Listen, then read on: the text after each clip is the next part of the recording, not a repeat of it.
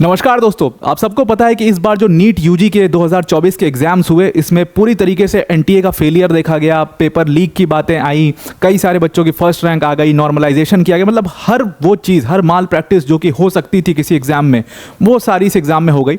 और इसी की वजह से इसमें कई सारी जो पटिशन्स हैं वो फाइल की गई सुप्रीम कोर्ट ऑफ इंडिया में, हाई कोर्ट्स में कई सारी पटिशन्स फाइल की गई। मतलब इस पूरे एग्जाम ने एक पूरा मेस बना करके रख दिया।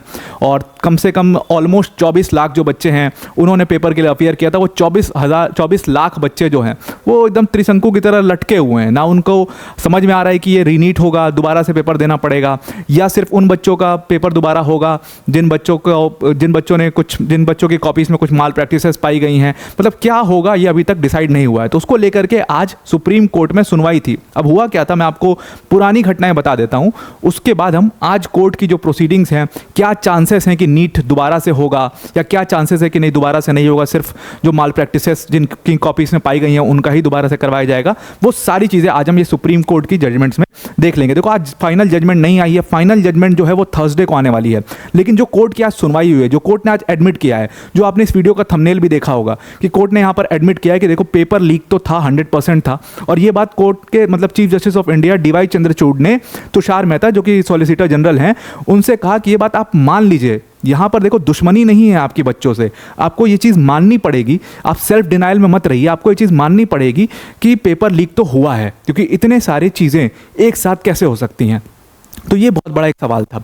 तो अब मैं आपको पुरानी घटनाएं बताता हूँ कि हुआ क्या था इसमें। सबसे पहले रिजल्ट्स आए और रिजल्ट्स के बाद पाया गया कि मतलब 4 जून को रिजल्ट्स आए और रिजल्ट्स के बाद पाया गया कि बहुत सारे बच्चों की फर्स्ट रैंक है। 67 बच्चों की फर्स्ट रैंक आ गई, जिसके मतलब 720 नंबर, उसकी भी कई हज़ारों में रैंक आई हुई है। 700 नंबर वाले की 2-2 हज़ार रैंक आई हुई। मतलब ये स्थिति थी पूरी। तो बच्चे बड़े परेशान थे। बहुत सारी एनटीए को ईमेल्स गई, बहुत सारे पिटिशंस एनटीए के पास गए। तो एनटीए ने उसका एक क्लैरिफिकेशन दे दिया कि साहब हमने नॉर्मलाइजेशन किया इस बार। क्यों नॉर्मलाइजेशन किया जी? तो बहुत सारे सेंटर्स ऐसे थे, टोटल 1563 बच्चों का हमने नॉर्मलाइजेशन किया, क्योंकि बहुत सारे सेंटर्स ऐसे थे जहां पर थोड़ा सा डिले हो गया एग्जाम कराने में। तो डिले की वजह से हमने नॉर्मलाइजेशन किया और नंबर हमने 18 से लेकर 720 नंबर तक बच्चों को दे दिया। अब इसके ऊपर और ज़्यादा गुस्सा हो गया लोगों में कि भाई 720 नंबर तक नॉर्मलाइजेशन कर रहे हो तो इसका मतलब तो फर्स्ट रैंक आएगी इतने सारे बच्चों की। तो उसके ऊपर और पिटिशंस फाइल हो गई। उसके बाद एग्जाम पे होल्ड किया गया। फिर सुप्रीम कोर्ट का डिसीजन आया कि 1563 बच्चे जिनका नॉर्मलाइजेशन किया गया है उनको आप दोबारा उनका एग्जाम करवा दीजिए। तो उनका दोबारा से एग्जाम हो गया 23 जून को। अब उसके बाद नई घटना ये आई और 23 जून को दोबारा 1563 बच्चों का एग्जाम हुआ ही था। उसके पहले ही बिहार की एक घटना सामने आ गई, जहां पर सबसे बड़ा पटना के अंदर में एक पेपर लीक कांड पकड़ा गया नीट से रिलेटेड। हुआ क्या कि वहाँ पर एक बच्चा था जिसने एडमिट किया कि मेरे पास पेपर पहले आ गया था, मुझे पेपर मेमोराइज करवाया गया। और पेपर मेमोराइज करवाने के बाद जो है वो उसके चाचा जो थे उसको भी अरेस्ट किया गया, उस लड़के को भी अरेस्ट किया गया। पूछताछ हुई, बाद में पता चला कि यहाँ पर बहुत बड़े मात्रा में पेपर लीक हुआ है पटना के अंदर में, और ये हो सकता है कि पूरे इंडिया में कई सारे सेंटर्स पे हुआ हो। उसके बाद सुप्रीम कोर्ट में धड़ाधड़ पिटीशंस फाइल हुई, हाई कोर्ट में पिटीशंस फाइल हुई। टोटल 38 पिटीशंस फाइल हुई इस पूरे मामले में।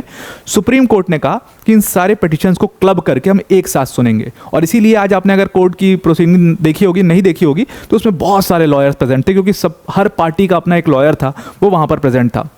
कोर्ट ने कहा सबको क्लब करके सुनेंगे। और सबसे पहले जो कोर्ट ने आर्ग्यूमेंट सुना है वो उनका आर्ग्यूमेंट सुना है जो कि एग्जाम को दोबारा करवाना चाहते हैं। तो अब आइए सबमिशंस देखते हैं कि कोर्ट में हुआ क्या है। अब कोर्ट में सबमिट हुआ जहां पर जो लॉयर थे, जो कि पिटिशनर के लॉयर थे। पिटिशनर वो लोग हैं जो दोबारा से एग्जाम करवाना चाहते हैं। मैं एक चीज़ बहुत क्लियर कर दूं, इसमें एक पिटिशनर है जो आपको लिखा हुआ मिलेगा, जिन्होंने पिटिशंस फाइल की है कि मतलब नीट को दोबारा करवाया जाए।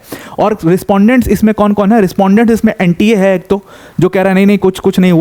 एक है गवर्नमेंट ऑफ इंडिया, और इसमें वो भी रिस्पॉन्डेंट्स हैं जो कि कह रहे हैं कि आप नीट को दोबारा मत करवाइए, आप जिन लोगों को माल प्रैक्टिसेस पाई जा रही है उनका दोबारा करवाइए सिर्फ और सिर्फ। तो वो भी रिस्पॉन्डेंट्स में डाल दिया चीफ जस्टिस ऑफ इंडिया ने। और उन्होंने शुरू में ही ये चीज़ क्लियर कर दी थी कि पिटिशनर सिर्फ वो लोग हैं जो चाहते हैं कि नीट एग्जाम दोबारा से पूरा एग्जाम दोबारा से हो।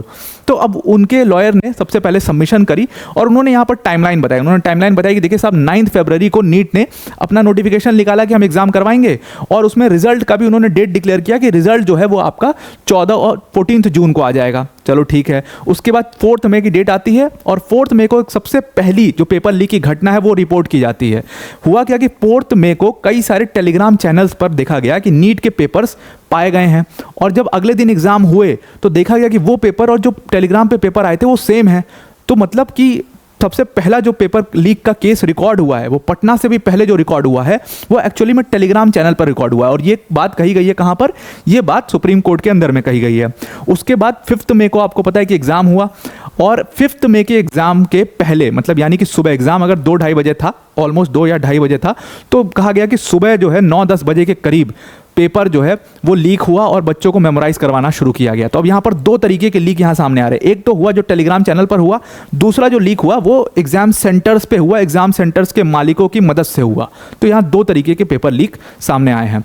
अब अगर आप पेपर का देखो कि प्रोसेस क्या होता है, तो इसमें जो हमारे सॉलिसिटर जनरल है तुषार मेहता, उन्होंने बताया कि 2 तरीके के पेपर होते हैं, 2 सेट्स तैयार किए जाते हैं।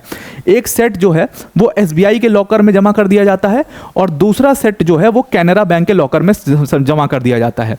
अब जो ये कैनरा बैंक के लॉकर वाला जो सेट है नीट पेपर का, उसको कंटिजेंसी सेट बोला इन लोगों ने कि इमरजेंसी के टाइम पर अगर इस सेट में कुछ प्रॉब्लम्स हैं, कुछ ज़्यादा प्रॉब्लम्स आ रही हैं, तो कंटिजेंसी सेट के तौर पर कैनरा बैंक का लॉकर जो है उसके पेपर को यूज़ किया जाता है। तो ज़्यादातर ये ओरिजिनल पेपर जो है ये एसबीआई वाले लॉकर का है। अब वहाँ पर क्या हुआ, कई सारे सेंटर्स पर, और ये बात खुद गवर्नमेंट ऑफ इंडिया के मतलब सॉलिसिटर जनरल और एनटीए के वकील दोनों ने ये बात मानी कि कई सारे सेंटर्स पर कंफ्यूजन हो गई इन दोनों में। तो कई सेंटर्स पर कैनरा बैंक का लॉकर का पेपर खुल गया और उसके बाद उस पेपर को एज इट इज़ जब खुल गया, पता चला अच्छा ये तो कैनरा बैंक का खुल गया, यहाँ तो एसबीआई का पेपर खुलना चाहिए था, तो फिर उसको वहाँ पर ले जाकर रख दिया गया और फिर एसबीआई का पेपर निकाला गया और इसीलिए टाइम लॉस हुआ कई सारे सेंटर्स पर। यह बात गवर्नमेंट ऑफ इंडिया ने मान ली है कोर्ट में, इसीलिए टाइम लॉस हुआ और इसीलिए हमने नॉर्मलाइजेशन का प्रोसेस अपनाया और हमने नॉर्मलाइज करके नंबर दिए बच्चों को। हालांकि कोर्ट ने उस नॉर्मलाइजेशन को खत्म किया और 1563 बच्चों का दोबारा एग्जाम करा दिया है। तो गवर्नमेंट ऑफ इंडिया का कहना यह है, तो अब जब 1563 बच्चों का दोबारा एग्जाम हो गया है तो फिर कोई मायने नहीं है रीनीट करवाने का, तो फिर मतलब एग्जाम बिल्कुल प्रॉपर तरीके से हुआ है, फिर कोई गलती नहीं है इसमें। चलिए जी, मान लेते हैं कि यहां पर चलो एक गलती हो गई आपसे। फिर दूसरी बात क्या हुआ कि 4 जून को रिजल्ट्स आए। अब दूसरा सवाल रिजल्ट के ऊपर उठाया गया कि भाई जब आपने यहां पर डिक्लेयर किया था कि रिजल्ट हम 14 जून को निकालेंगे, तो आप 4 जून को रिजल्ट, इतनी क्या जल्दी हो गई आपको कि 4 जून को ही आपने रिजल्ट निकाल दिया। तो दूसरा सवाल यहाँ पर रिजल्ट्स पर ही कर दिया गया कि 4 जून को रिजल्ट्स कैसे निकाल दिए गए। और तीसरा सवाल जो यहाँ पर किया गया वो इन 67 स्टूडेंट्स के ऊपर किया गया। अब यहाँ पर जो सबमिशन किया था पेटिशनर के तरफ से सीनियर एडवोकेट ने, उन्होंने कहा साहब 2020 में एग्जाम हुए, एक बच्चे ने टॉप किया, 2021 में एग्जाम हुए, 2 बच्चे ने टॉप किया, 2000, मैं एकदम एग्जैक्ट फिगर नहीं बोल रहा हूँ, ये बच्चे 2, 3, 1, 2, 3 इतने ही रहते हैं जो कि फर्स्ट रैंक ला पाते हैं। भाई 2024 में ऐसी कौन सी आटे की रोटी खा ली कि 67 बच्चों का मतलब टॉप रैंक में आ गया। और जो नीट, और फिर जब इसके ऊपर क्लैरिफिकेशन मांगा चीफ जस्टिस ऑफ इंडिया ने एनटीए से कि भाई 67 लोग में से कितने लोग ऐसे थे जो वो 1563 बच्चों जिनका टाइम लॉस हुआ था, उनमें से कितने बच्चे ऐसे थे जो इन 67 में थे जिनका फर्स्ट रैंक आया। तो इसमें एनटीए के जो वकील थे उन्होंने बताया साहब ऐसे सिर्फ 6 बच्चे थे। अच्छा जी, चलो 6 को हटा भी दो आप, तो भी इन 67 में 6 को आपने हटा भी दिया, फिर भी भाई 61 बच्चे ऐसा क्या खा करके आ गए कि उनका फर्स्ट रैंक आ गया। ये सवाल पूछा गया एनटीए से, कोई जवाब नहीं था उसके पास। उसके बाद एनटीए से पूछा गया कि नॉर्मलाइजेशन का प्रोसेस आपने क्या अपनाया, उनका कोई जवाब नहीं था उनके पास। बहुत सारे सवाल उसमें पूछे गए एनटीए से। सवालों में अगर आप देखो तो सवालों में उनसे पूछा गया सबसे पहला कि पहली चीज़ ये कि आपका पेपर किस दिन पेपर बन करके तैयार हो गया। 2 सेट आपको तैयार करने हैं। सबसे पहला सवाल कि वो 2 सेट आप कितने लोगों से बनवाते हो, क्या इसकी एक ही कमेटी होती है जो दोनों सेट बनाती है या 2 अलग अलग कमिटीज होती हैं, 2 अलग अलग ग्रुप ऑफ एक्सपर्ट्स बनाते हो जो दोनों अलग पेपर बनाते हैं। इसका कोई जवाब नहीं था हमारे एनटीए के लॉयर्स के पास, ना हमारे सॉलिसिटर जनरल के पास इसका जवाब। सॉलिसिटर जनरल तो इस टाइम पर गायब हो गए थे कोर्ट से, वो कहीं चले गए थे अपने बहुत जरूरी काम से। तो एनटीए के लॉयर के पास इसका कोई जवाब नहीं था कि कितनी कमिटी में कितने मेंबर होते हैं, कितने एक्सपर्ट मेंबर्स होते हैं जो पेपर बनाते हैं और पेपर किस दिन बन के तैयार हुआ। तो सबसे पहले किस दिन बन करके तैयार हुआ, इसका जवाब नहीं उनके पास।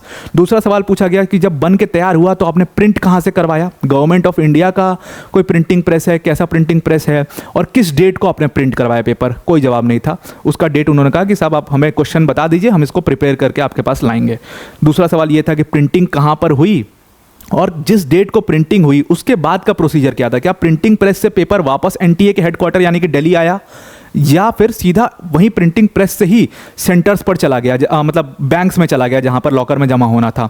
और जो प्रोसेस हुआ है, मतलब कि प्रिंट होने के बाद पेपर एनटीए के हेडक्वार्टर से अगर आया है तो वहाँ से बैंक के लॉकर में किस डेट पर गया है, उस डेट के बीच की डिफरेंस क्या है, सबसे पहली चीज़। दूसरी चीज़ ये सवाल पूछी गई कि जब पेपर बैंक के लॉकर में पड़ा है और बैंक का लॉकर किस दिन खुला है, पेपर कब बाहर निकले हैं और फिर गए हैं वहाँ पर सेंटर्स पे, तो इसका कंप्लीट डिटेल आप दीजिए। एनटीए के लॉयर के पास ना किसी भी चीज़ की कंप्लीट डिटेल थी, ना कोई डेट फिक्स उनको पता थी, स्पेसिफिक डेट्स भी नहीं पता थी, कितने सेंटर्स हैं उनको ये तक नहीं पता था। वहाँ पर वो यहाँ पर भी क्लैरिफिकेशन ले रहे थे कि कितने सेंटर्स हैं, अब्रॉड के जितने सेंटर्स हैं उनके पास पेपर कैसे पहुँचा है, उसका कोई प्रोसेस एनटीए के लॉयर को नहीं पता था। अब्रॉड के जितने भी टेस्टिंग सेंटर्स थे वहाँ पर एम्बेसीज के थ्रू पेपर कैसे गए हैं, पेपर एम्बेसी बैग में गए हैं, मेल के थ्रू गए हैं, मतलब कैसे पेपर गए हैं इसका कोई आइडिया नहीं था एनटीए के लॉयर्स को। तो ये सारे सवाल जो है वो उनको तैयार करके जवाब देने हैं। थर्सडे को मैटर लगा है तो थर्सडे को वो प्रोबेबली इन सारी चीज़ों का जवाब देंगे। अब आते हैं उसके ऊपर कि सुप्रीम कोर्ट की जो गाइडलाइन है कि किन केसेस में आप रीटेस्ट करवा सकते हैं किसी भी एग्जाम का, चाहे आप नीट की बात करो, चाहे आप यूजीसी नेट की बात करो, चाहे आप किसी भी एग्जाम की बात करो, तो आप 3 ऐसी गाइडलाइंस हैं, सुप्रीम कोर्ट की खुद की गाइडलाइंस है। एक तो खुद उस गाइडलाइन में चीफ जस्टिस ऑफ इंडिया की ही गाइडलाइन है ये कि रीटेस्ट इन 3 केसेस में होने चाहिए। पहला केस तो ये है कि अगर सिस्टमैटिक फेलियर माना जाएगा, मतलब कि फॉल्ट सिस्टमैटिक लेवल पर होगा, मतलब सिस्टम का फॉल्ट होगा, या एनटीए का खुद का फॉल्ट माना जाएगा कि एनटीए खुद यहाँ पर फॉल्टिंग एजेंसी है, तो सिस्टमैटिक लेवल पर फॉल्ट होगा। ये पहला कंडीशन है कि आपको टेस्ट दोबारा से करवाना पड़ेगा। या अगर आप पूरे एग्जाम की इंटीग्रिटी को ही चैलेंज कर सकते हो, और जो कि इंटीग्रिटी यहाँ पर चैलेंज हो रही है, सबसे ज़्यादा चैलेंज कहाँ पर हो रही है, जो 10 डेज प्रायर इन्होंने रिजल्ट निकाल दिया है, यहाँ पर एक तो टेस्टिंग एजेंसी की इंटीग्रिटी चैलेंज हो रही है, और दूसरी चीज़ ये चैलेंज हो रही है इनकी टेस्टिंग एजेंसी की कि 67 लोग का फर्स्ट रैंक कैसे आ गया। ये 2 चीज़ है जहाँ पर पूरे एग्जाम की आप इंटीग्रिटी को चैलेंज कर सकते हो इन 2 पॉइंट्स के बेसिस पर। और तीसरी चीज़ ये है कि चलो पेपर लीक हुआ है, that is an admitted fact, अभी मैं आगे आपको बताऊंगा, that is an admitted fact. तो क्या हम इस कंडीशन में हैं कि हम टेंटेड कॉपीज़ जो है, मतलब कि जो बच्चों ने माल प्रैक्टिसेस की है, मतलब जिनको पेपर पहले मिल गया है, जिन्होंने सब एग्ज़ाम कर लिया है, उनकी कॉपीज़ और जिन्होंने ओरिजिनली अपने मेहनत से एग्ज़ाम दिया है उनकी कॉपीज़ में क्या आप डिफ़र कर पा रहे हो क्या टेंटेड और अनटेंटेड कॉपीज़ के बीच में? अगर आप ये डिफ़र कर पा रहे हो तब तो कोई ज़रूरत नहीं है एग्ज़ाम करवाने की, लेकिन अगर ये डिफ़र आप नहीं कर पा रहे हो दैट मीन्स कि एग्ज़ाम दोबारा से होना चाहिए। अब आते हैं कि CJI chief justice, I hope आपको ये तीनों कंडीशन समझ में आ गए होंगे। इन तीनों में से एक भी अगर फुलफिल नहीं होती है दैट मीन्स कि इनको एग्जाम दोबारा करवाना पड़ेगा। अब आते हैं उसके ऊपर कि क्या चांसेस हैं कि एग्जाम दोबारा होगा। ये 2 चीज़ों पर डिपेंड करता है। सबसे पहली चीज़ तो ये है कि चीफ जस्टिस ऑफ इंडिया ने हमारे जनरल तुषार मेहता को, हमारे सीनियर एडवोकेट तुषार मेहता को बोला कि देखिए आप सेल्फ डिनाइल में मत रहिए, ये तो हम मानते हैं कि there was a paper leak, और ये मैटर मतलब बिल्कुल नोटेड कर लिया गया, नोटिफाई किया गया इस चीज़ को कि पेपर लीक तो था, ये कोर्ट भी मानता है, और आप भी सेल्फ डिनाइल में मत रहिए, आप भी इस चीज़ को मान लीजिए कि पेपर लीक हुआ है। लेकिन पेपर लीक कैसे हुआ है वो चीज़ पर डिपेंड करेगा कि हम दोबारा पूरे एग्जाम को करवाएंगे कि नहीं। अगर तो पेपर लीक, जैसे कि 2 तरीके का पेपर लीक मैंने आपको बताया ना कि 2 तरीके से पेपर लीक हुए हैं। एक तो हुआ है जो टेलीग्राम चैनल पर हुआ है, कहा जा रहा है कि टेलीग्राम चैनल पर 4 मई को पेपर आ गया था, और दूसरा जो कहा जा रहा है कि एग्जाम सेंटर्स पर पेपर लीक हुए हैं सेंटर मालिकों की मदद से। जो गुजरात में एक सेंटर मालिक का अरेस्ट हुआ, बिहार में ऐसा केस आया कि रटवाया जा रहा था पेपर, तो सेंटर मालिकों की मदद से जो पेपर लीक हुए हैं वो सेंटर्स पे हुए हैं, कुछ सेंटर्स पे हुए हैं, और टेलीग्राम चैनल पर ये 2 हैं। तो एक तो इलेक्ट्रॉनिक मीडियम हुआ है और दूसरा फिजिकल माध्यम से पेपर लीक हुआ है। तो इसमें कोर्ट ने कहा, इसको 2 तरीके से कोर्ट ने डिवाइड कर दिया। कोर्ट ने कहा अगर तो ये पेपर लीक सुबह सुबह हुआ है, मतलब कि 2:30 बजे पेपर है और सुबह सुबह पेपर लीक हुआ है, तो फिर ये बहुत मिनिस्क्यूल लेवल पर, सेंटर लेवल पर हुआ है, तो उस केस में हम रीनीट नहीं करवाएंगे। उस केस में हमें ये पता करना बहुत आसान हो जाएगा कि किन सेंटर्स पर ये माल प्रैक्टिसेस हुई हैं, उन सेंटर्स के सारे बच्चों का एग्जाम होल्ड पर डाला जाएगा और उनका दोबारा से एग्जाम करवाया जाएगा। लेकिन अगर तो ये पेपर लीक टेलीग्राम चैनल पर हुआ है, मतलब कि इलेक्ट्रॉनिक माध्यम से या व्हाट्सएप चैनल से हुआ है, तब तो मतलब इट्स अ वाइल्ड फायर, फिर तो इसको पता लगाना नामुमकिन है, और फिर माना जाएगा कि वाइड स्प्रेड लेवल पर हुआ है, और तब आपको रीनीट देखने को मिलेगा पूरे देश के अंदर में। तो ये पहली चीज़ जो कोर्ट ने कही है। और ये चीज़ अब कंफर्म होगी जब सीबीआई की रिपोर्ट आएगी। अब सीबीआई के पास भी ये पूरा मामला चला गया है, तो सीबीआई इसकी जांच कर रही है कि पेपर लीक हुआ कैसे है, किस लेवल पर हुआ है। तो सीबीआई की भी इसमें रिपोर्ट जो है वो वेडनेसडे को दायर हो जाएगी और थर्सडे को हियरिंग में सीबीआई की रिपोर्ट भी कोर्ट के पास पहुंच जाएगी कि पेपर लीक हुआ किस तरीके से है। अब दूसरा सवाल यहाँ पर यह है, दूसरा कंडीशन ये है कि सुप्रीम कोर्ट ने ऑर्डर दिया है कि साहब आप बात करिए हमारी साइबर फॉरेंसिक टीम से, और साइबर फॉरेंसिक टीम से ये पूछिए कि सपोज मान लीजिए पेपर लीक हुआ भी है, इन दोनों केस में भी पेपर लीक हुआ है, तो साइबर फॉरेंसिक टीम ये बताए कि हम जो टेंटेड कॉपीज़ हैं और अनटेंटेड कॉपीज़ हैं, क्या डेटा एनालिटिक्स की मदद से इन दोनों के बीच में डिफरेंस निकाल सकते हैं क्या, या कुछ एनालिटिक्स या बच्चों के मतलब कुछ हम ऐसा कुछ जज कर सकते हैं उनके आंसर मार्किंग कैपेबिलिटीज़ की तरीके से कि किस तरीके से किसका कितना मतलब स्ट्रॉन्ग फिजिक्स है, किसका स्ट्रॉन्ग केमिस्ट्री है, मैथ्स, तो आप उस बेसिस पर क्या कर सकते हैं क्या ऐसा। तो आप साइबर फॉरेंसिक टीम से बात करिए, और अगर हमारे पास वो टेक्नोलॉजी है कि हम कर सकते हैं दोनों के बीच में डिफर, तो दैट मीन्स कि हमें रीनीट करवाने की ज़रूरत नहीं पड़ेगी तब तो। लेकिन अगर हमारे पास वो टेक्नोलॉजी नहीं है और हम डिफर नहीं कर सकते हैं, दैट मीन्स हमें नीट दोबारा से करवाना पड़ेगा। और तीसरी चीज़ में ये कहा कि अगर इन सब कुछ करने के बाद भी मतलब सीबीआई की रिपोर्ट भी आ जाए, उसमें भी देखा गया कि भाई डिजिटली हो गया, इसमें साइबर फॉरेंसिक टीम भी कह दे कि साहब हमारे पास तो नहीं है ऐसी टेक्नोलॉजी, इन सब के बाद अगर कोई होप नहीं होगा, तब तो हमें एग्ज़ाम को दोबारा करवाना ही पड़ेगा सबके लिए। मतलब कि टोटल ऑलमोस्ट 24 लाख बच्चों का एग्ज़ाम नीट का दोबारा किया जाएगा।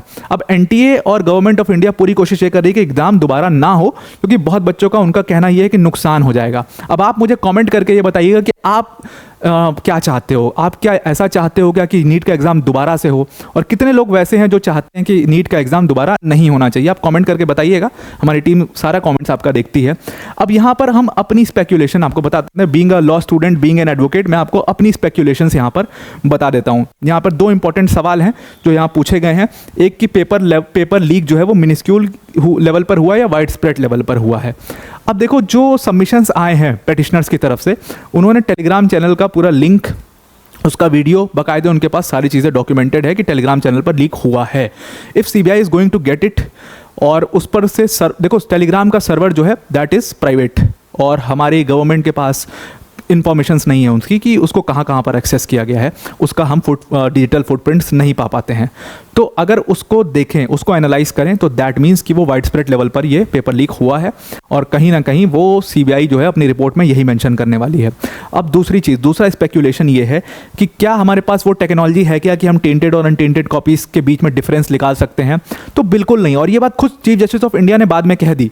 उन्होंने कहा कि यार देखो, आप यार एक तरीके से ऐसे पता लगा सकते हो कि अगर कोई बच्चा जिसका 12th का रिजल्ट देखें हम, और 12th का रिजल्ट अच्छा है, उसका पढ़ने में ठीक है, उसके नंबर आ रहे हैं, तो माना जाता है। अगर 12th में उसके नंबर ख़राब हैं तो आप तो कैसे वो ला सकता है। लेकिन ये उन्होंने कहा आगे चल करके, लेकिन बहुत सारे बच्चे ऐसे हैं, मतलब मेजॉरिटी ऑफ बच्चे ऐसे हैं जो 12th के लिए उतना हार्ड नहीं पढ़ते हैं, क्योंकि उसके नंबर से कोई फ़र्क नहीं पड़ता, नीट के लिए ज़्यादा मेहनत से पढ़ते हैं या कोचिंग्स लेते हैं। ऐसे हज़ारों बच्चे होते हैं, ऐसे लाखों बच्चे हैं, तो फिर आप उस केस में कैसे डिफर करोगे। तो अब आते हैं टेक्नोलॉजी पर, जो कि साइबर फॉरेंसिक टीम के पास है। वो टेक्नोलॉजी साइबर फॉरेंसिक टीम के पास नहीं है।